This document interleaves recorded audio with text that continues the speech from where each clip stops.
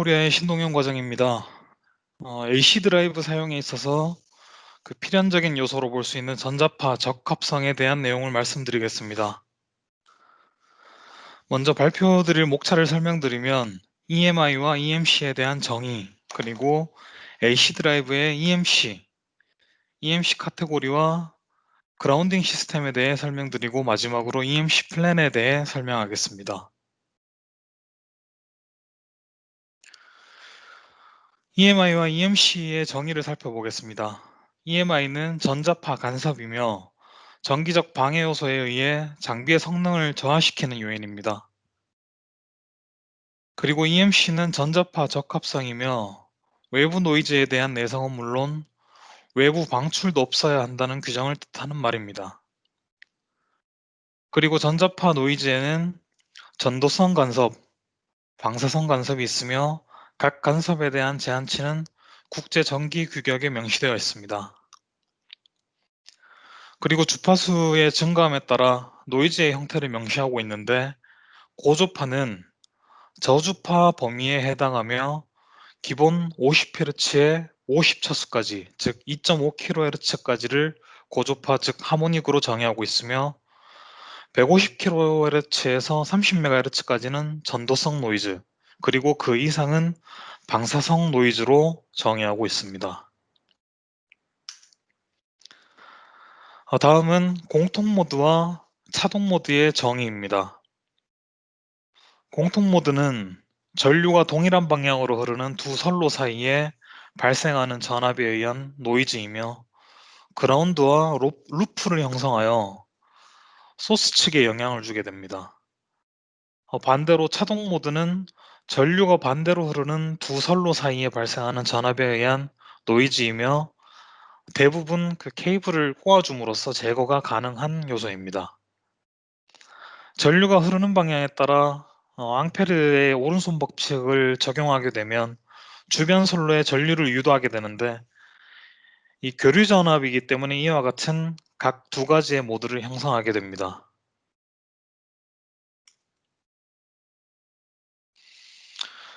AC 드라이브는 공급 전압에 따라 500에서 1000V 범위의 진폭과 마이크로세컨의 주기를 가진 스위칭 전압과 높은 전류를 생성합니다.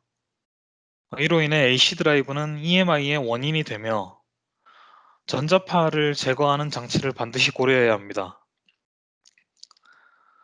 특히 PWM 방식의 AC 드라이브에서 생성되는 스위칭 전압은 모터와 모터 케이블의 그라운드와 그리고 기생 커패시터 사이에 적용되어 커먼 모드 커런트를 생성하게 됩니다.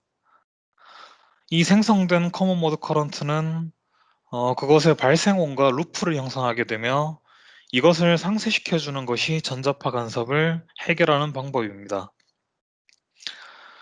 AC 드라이버에는 입력단 RFI 필터와 DC-링크에 각각 커먼 모드 커패시터를 갖게 됩니다. 만약 쉴드 케이블을 사용하게 되면 모터 측의 케이블 끝단은 모터의 도전부, 즉 그 모터의 프레임, 그리고 드라이브 측은 드라이브의 프레임에 연결하게 될 것이고, 그 DC-링크의 커먼 모드 커패시터를 통해 커먼 모드 전류가 흐르게 됩니다.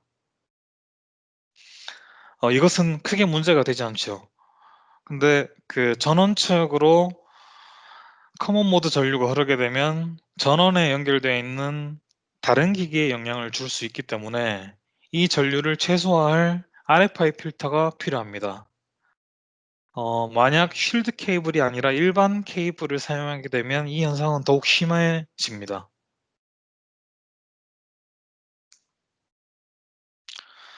다음으로는 EMC 환경에 관한 내용입니다.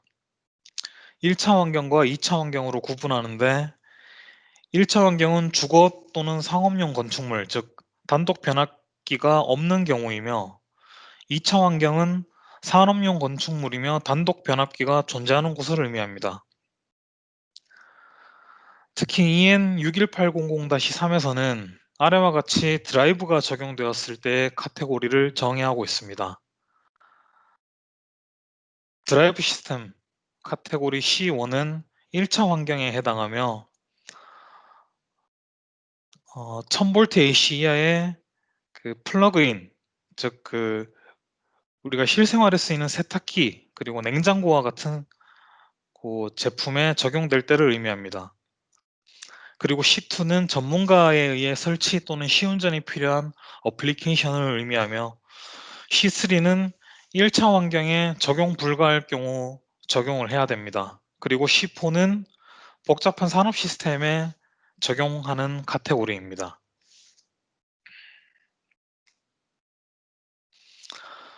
다음은 그라운딩 시스템, 즉 접지 방식에 대해 설명하겠습니다. 4개의 접지 방식이 있는데 문자에 따라 의미하는 바가 다릅니다.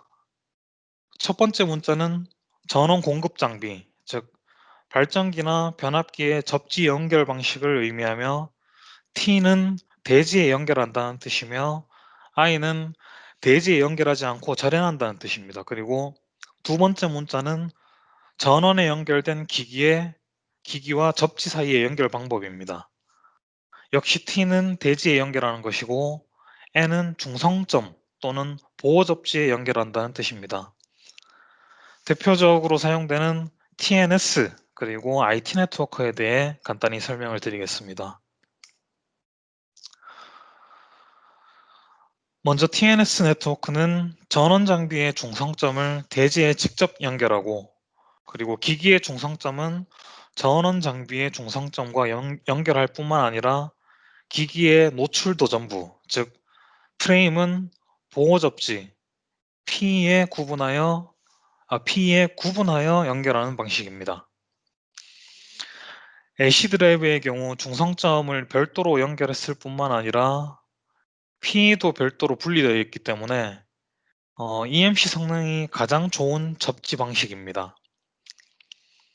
그리고 대지와 직접 연결했기 때문에 임피던스가 낮아서 접지 귀로가 형성되지 않아서 전원 측으로의 간섭도 최소화됩니다. 그러나 그 기기의 절연이 파괴가 되면 노출 도전부, 즉 프레임이 보호 접지에 연결되어 있으므로 고장 전류가 크게 발생하는 단점이 있습니다. 하지만 이 역시 차단기를 사용하거나 그리고 드라이브 자체 보호 기능으로 상쇄할 수 있습니다. 다음은 IT 네트워크입니다. 전원 장비의 중성점을 임피던스에 접지하거나 또는 대지로부터 절연을 하고, 그리고 기기의 도전부 또한 절연합니다. 특히 선박 또는 병원과 같은 특수한 환경에 적용되는 시스템인데, 그 이유는 어떤 전원 장비에 연결되어 있는 한 기기에서 지락 사고가 발생을 해도 전원 측에 크게 영향이 없고 노출 도전부가 절연되어 있기 때문에 고장 전류도 크지 않기 때문에 전원 장비는 계속 동작할 수 있기 때문입니다. 선박과 병원 모두 고장이 발생해도 전원 공급은 지속되어야 하기 때문입니다. 하지만 이를 감지하기 위해서 절연 감시 장비는 필수적으로 적용이 되어야 합니다. 특히 IT 네트워크 시스템에서는 AC 드라이브의 프레임을 접지하지 않았기 때문에 RFI 필터의 커먼 모드 커패시터에 가해지는 전압이 더욱 커지게 될 것이고, 이는 그 커패시터에 다시 무리를 줄 뿐만 아니라 그라운드와의 절연을 약화시키게 되며, 이는 다시 절연 감시 장비의 작동에 방해가 되기 때문에 중성점을 반드시 제거해야 합니다. 마지막으로 AC 드라이브를 설치할 때 EMC 성능을 위해 조치해야 하는 상황에 대해서 설명하겠습니다. 좌측 상단부터 시계 방향으로 하나씩 짚어보겠습니다. 전자파에 특히 취약한 장비와는 별도로 설치해야 하며, 캐비넷의 플레이트와 직접 접속을 해야 합니다. 그리고 또한 모터와 제동 저항에는 반드시 실드 케이블을 사용해야 하며, 각 케이블의 접속부는 클램프로 360도를 감싸줘야 합니다. 또한 모터 단자대 박스 내부에도 보호 접지를 적용해야 하며, 그리고 단자대 박스는 고주파를 견딜 수 있도록 설계가 되어야 하고, 정기적으로 모터 프레임과 연결이 되어 있어야 합니다. 특히 모터 단자대 박스에 접속하는 부분은 EMC 케이블 글랜드가 반드시 적용이 되어야 합니다.